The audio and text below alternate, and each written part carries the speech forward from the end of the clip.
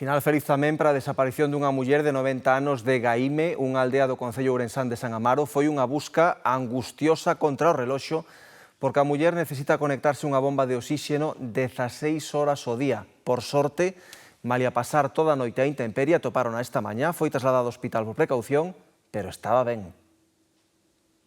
Nonita ten 90 anos. Como vivía soa, esta veciña de Gaíme, María, e a súa familia acollerona na súa casa hai 4 anos. Onte botaron en falta a hora da cea. Ela sale sempre á tardiña a dar o paseo, vai á casa dela a regar as flores, abrir as portas, as ventanas, ás veces cose tamén, porque ten unha máquina de coser, e con 90 anos se ve perfectamente, mellor que a min.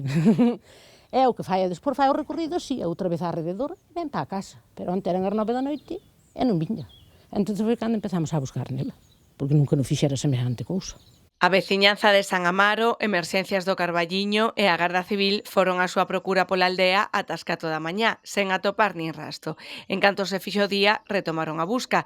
Deron con ela antes das 9 da mañá a 300 metros da casa.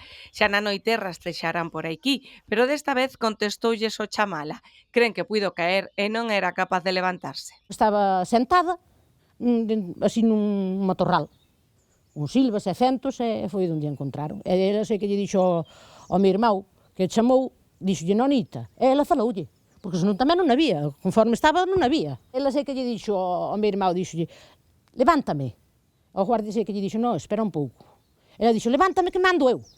Entonces o guardia xa levantou. E sei cando un pouquiño. Unha muller brava que pasou indemne a noite a intemperie malia necesitar oxíxeno 16 horas ao día.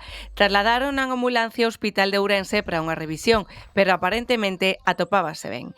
A súa maior preocupación, contan, é que quería ducharse antes de que a levaran ao médico. Uma alegría, claro, lógico, e vela así alegre, aunque estaba toda amarotada, e le dicía que estaba ben. Víase que estaba rascada, pero, bueno, ela falaba e razonaba. Que a outra non razona nin fala. Eu xa non contaba con tala viva. Malia as horas de angustia que pasaron, hoxe é unha anécdota cun final feliz.